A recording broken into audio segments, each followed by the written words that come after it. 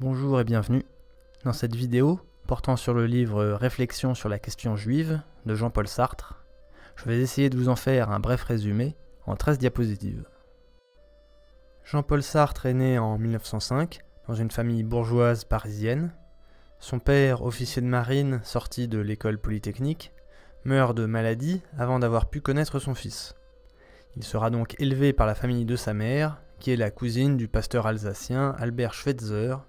Celui-ci fut longtemps missionnaire en Afrique et reste célèbre pour avoir dénoncé les crimes qui y étaient commis par les puissances coloniales. Passé par le prestigieux lycée Henri IV, il intégrera l'école normale supérieure où il rencontrera Simone de Beauvoir, dont on reparlera lors d'une série de vidéos sur le féminisme. Mobilisé dans l'armée française en 1939, il sera fait prisonnier en Allemagne. Il devra sa libération à l'intervention de Drieux-La Rochelle, éditeur parisien de la Nouvelle Revue Française. Auteur très populaire dans l'après-guerre, en particulier auprès de la bourgeoisie parisienne, son nom est associé à l'existentialisme et à sa revue intitulée Les temps modernes. Il s'intéressa tardivement à la politique et milita à l'extrême gauche pour la décolonisation, sans jamais vraiment réussir à s'insérer dans le jeu politique. En 1964, il se vit proposer le prix Nobel de littérature, qu'il refusa. Le texte Réflexions sur la question juive a été publié à la Libération en 1946, alors que les idées antisémites de l'occupation étaient encore très présentes dans les esprits, et que l'avenir de Sartre en tant qu'auteur pour la Nouvelle Revue Française, revue autorisée par Vichy, pouvait le rendre suspect aux yeux des acteurs de l'épuration. Voyons tout d'abord comment l'auteur introduit son ouvrage. Le but essentiel des réflexions sur la question juive, réveiller et éclairer les Français non-juifs en démontant publiquement la mythologie et les motivations de l'antisémite, faux héros, faux justiciers. Leur faire réaliser la charge de haine gratuite, de mauvaise foi et de dangerosité dont le mot antisémitisme est porteur, avec l'espoir que le maigre lot des rescapés du nazisme soit accueilli autrement que par un apitoiement sans lendemain, et que l'antisémitisme ne soit plus désormais une opinion comme une autre. Le texte s'adresse donc aux non-juifs, et les réflexions sont engagées dans une condamnation de l'antisémitisme. Puisque l'auteur affirme qu'il souhaite déconstruire l'image de justicier que les antisémites auraient d'eux-mêmes, et inciter à la compassion pour les juifs, voyons ensemble comment il décrit les juifs et les antisémites, en commençant par ces derniers. Première citation. « Certains hommes sont frappés soudain d'impuissance s'ils apprennent de la femme avec qui ils font l'amour qu'elle est juive. Il y a un dégoût du juif comme il y a un dégoût du chinois ou du nègre chez certaines gens. » Deuxième citation. « L'antisémite modéré est un homme courtois qui vous dira doucement « Moi, je ne déteste pas les juifs.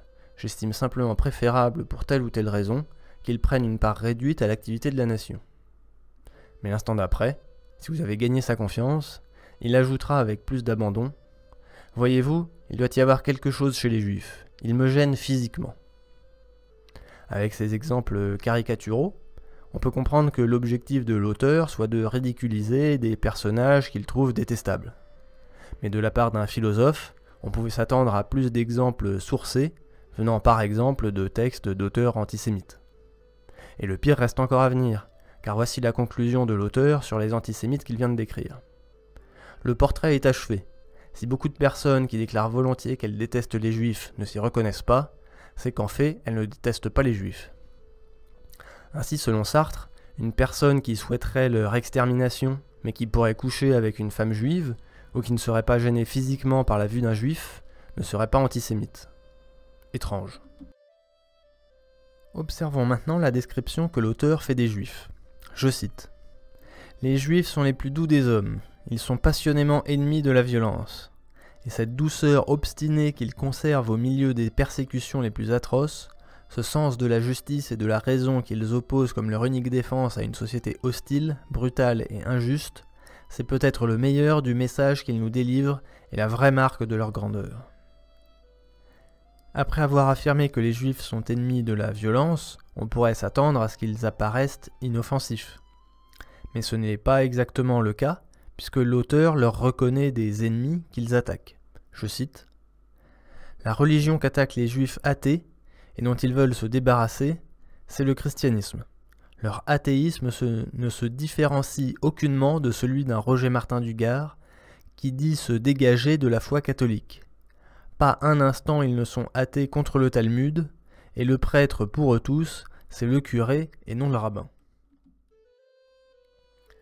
Par ailleurs, et aussi bizarre que cela puisse paraître dans un texte qui proclame son philosémitisme, l'auteur défend le stéréotype du juif et de l'argent. Tout d'abord, il explique comment ce stéréotype naîtrait de la richesse du juif qui provoquerait le mépris de l'antisémite. Je cite : « Puisque le juif veut dérober la France aux antisémites, c'est que la France est à eux. Ainsi ont-ils choisi l'antisémitisme comme un moyen de réaliser leur qualité de possédant. Le juif a plus d'argent qu'eux, tant mieux, c'est que l'argent est juif, ils pourront le mépriser comme ils méprisent l'intelligence. » On notera au passage que l'auteur ne cherche pas à nier que le juif veut dérober la France aux antisémites, ce qui au passage pose des questions sur la signification qu'il donne au terme antisémite. Mais comme défense, il choisit d'expliquer l'attraction que le juif a pour l'argent par son goût pour l'universel. Je cite : « Si le juif aime l'argent, ce n'est pas par un goût singulier pour la monnaie de cuivre ou d'or ou pour les billets. Souvent, l'argent prend pour lui la forme abstraite d'actions, de chèques ou de comptes en banque. Ce n'est donc pas à sa figuration sensible qu'il s'attache, mais à sa forme abstraite. Il s'agit en réalité d'un pouvoir d'achat, seulement s'il préfère à tout autre cette forme de propriété, c'est qu'elle est universelle. »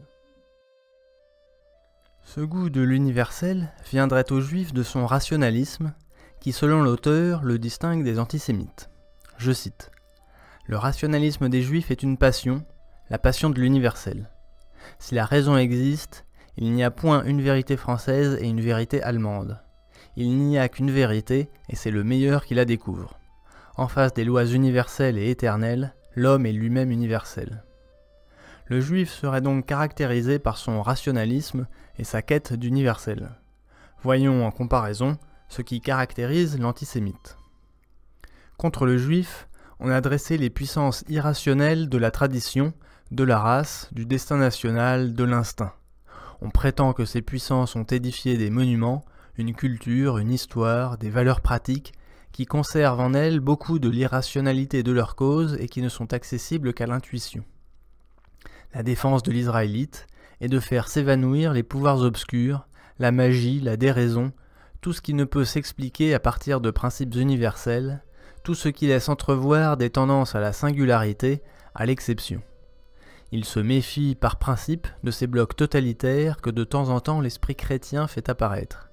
Il conteste, et sans doute peut-on parler à ce propos de destruction, mais ce que le juif veut détruire est strictement localisé, c'est l'ensemble des valeurs irrationnelles qui se livrent à une connaissance immédiate et sans garantie. Les puissances irrationnelles qui ont bâti des monuments sont sans doute les mêmes que celles que nous avons discutées dans la fiche de lecture sur le livre Psychologie des foules de Gustave Le Bon. Je regrette que l'auteur ne donne pas plus d'explications sur l'esprit chrétien qui produit des blocs totalitaires, et je trouve que le rejet de toute singularité et de toute exception qu'il présente comme une caractéristique juive est très caractéristique des sociétés totalitaires. Je note également que l'auteur parle d'une volonté juive de destruction qui, même si elle est localisée, me semble en contradiction avec son affirmation précédente sur le caractère inoffensif du juif. Enfin, nous verrons dans une prochaine vidéo sur l'inconscient collectif de Carl Jung comment il peut être irrationnel de nier l'existence de forces irrationnelles au sein de chaque être humain. Voyons maintenant comment l'auteur explique cette différence profonde entre l'esprit juif et l'esprit antisémite. Comment choisir de raisonner faux ? C'est qu'on a la nostalgie de l'imperméabilité. L'homme sensé cherche en gémissant, il sait que ses raisonnements n'en seront que probables, que d'autres considérations viendront les révoquer en doute. Il ne sait jamais très bien où il va, il est ouvert, il peut passer pour hésitant. Mais il y a des gens qui sont attirés par la permanence de la pierre, ils veulent être massifs et imperméables, ils ne veulent pas changer. Il s'agit d'une peur de soi originelle et d'une peur de la vérité. Et ce qui les effraie, ce n'est pas le contenu de la vérité qu'ils ne soupçonnent même pas, mais la forme même du vrai, cet objet d'indéfinie approximation. La différence de relation qu'entretiennent avec la raison le juif et l'antisémite viendrait d'une stratégie d'évitement de l'antisémite face aux troubles existentiels que pose le doute permanent causé par la rationalité. L'auteur met donc la question de l'épistémologie, c'est-à-dire l'étude des méthodes de construction du savoir, à la racine de l'opposition entre juifs et antisémites. Pourtant, on pourra voir dans une prochaine série de vidéos sur l'épistémologie que l'opposition entre rationalistes sceptiques, comme Sartre représente les juifs, et rationalistes dogmatiques remonte aux origines de la philosophie, et donc bien avant l'apparition d'un esprit chrétien ou la présence de juifs en Europe. Découlant de la question du rationalisme, l'opposition entre juifs et antisémites s'exprimerait ensuite sur la compréhension des systèmes économiques. Je cite : « L'antisémite n'entend rien à la division du travail, et ne s'en soucie pas.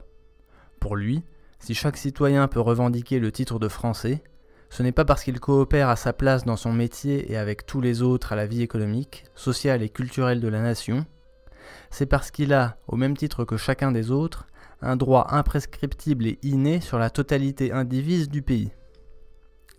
À cause de ces visions différentes du phénomène économique, juifs et antisémites vont logiquement développer des projets politiques distincts.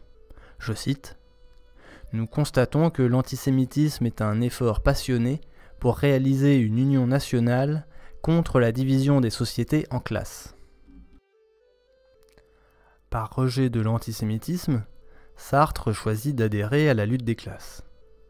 Il va donc élaborer sa vision des classes sociales en France, en affirmant tout d'abord ceci. La classe ouvrière ne découpe pas les ensembles selon les données ethniques, mais selon les fonctions économiques. La classe ouvrière ne peut donc être ni raciste, ni antisémite, ce qui peut sembler étrange à une époque où le Front National est le premier parti chez les ouvriers. A l'inverse, l'antisémitisme serait un phénomène caractéristique de la bourgeoisie. Je cite : « L'antisémitisme, phénomène bourgeois, apparaît donc comme le choix d'expliquer les événements collectifs par l'initiative des particuliers. » On notera au passage la ressemblance entre ce choix et ce qu'on appelle aujourd'hui complotisme lorsqu'il s'agit de disqualifier des analyses politiques dérangeantes. Enfin, on constatera avec la citation suivante que le projet politique de Sartre n'exclut pas la bourgeoisie. Des fractions de la classe bourgeoise, si elles s'en détachent, peuvent être constamment agrégées à la classe opprimée, et ces fractions seront jugées à leurs actes, non sur leur essence. On a vu que le projet de Sartre se définissait comme une lutte des classes judéophiles, en opposition à l'union nationale antisémite. Ce qui est confirmé et résumé par le passage suivant. La révolution socialiste est nécessaire et suffisante pour supprimer l'antisémite. C'est aussi pour les juifs que nous ferons la révolution. Enfin, voyons quelques procédés suggérés par Sartre pour établir son projet politique. Les procédés ordinaires, et en particulier la propagande et l'instruction, ne sont pas négligeables. Il serait à souhaiter que l'enfant reçoive à l'école une éducation qui lui permette d'éviter les erreurs passionnées. De la même façon, il ne faut pas craindre d'interdire par des lois permanentes les propos et les actes qui tendent à jeter le discrédit sur une catégorie de Français. On reconnaît là l'enrôlement politique des jeunes par l'éducation nationale et la restriction de la liberté d'expression au nom de la lutte contre la haine. En conclusion, il s'agit d'un livre ouvertement engagé. La subjectivité que cela implique le rend assez peu compatible avec une démarche scientifique qui aurait davantage besoin d'objectivité.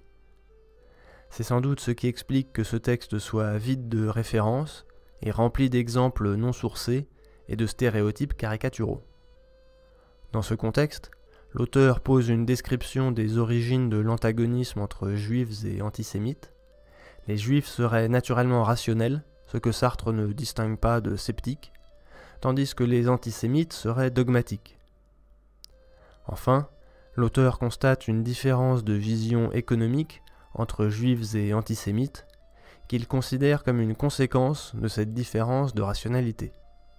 Les juifs comprendraient la division du travail et pourrait donc s'allier au prolétariat qui partage la même grille de lecture, tandis que la bourgeoisie antisémite ne comprendrait pas le système économique moderne et proposerait donc une union nationale interclassiste. Merci et à une prochaine vidéo.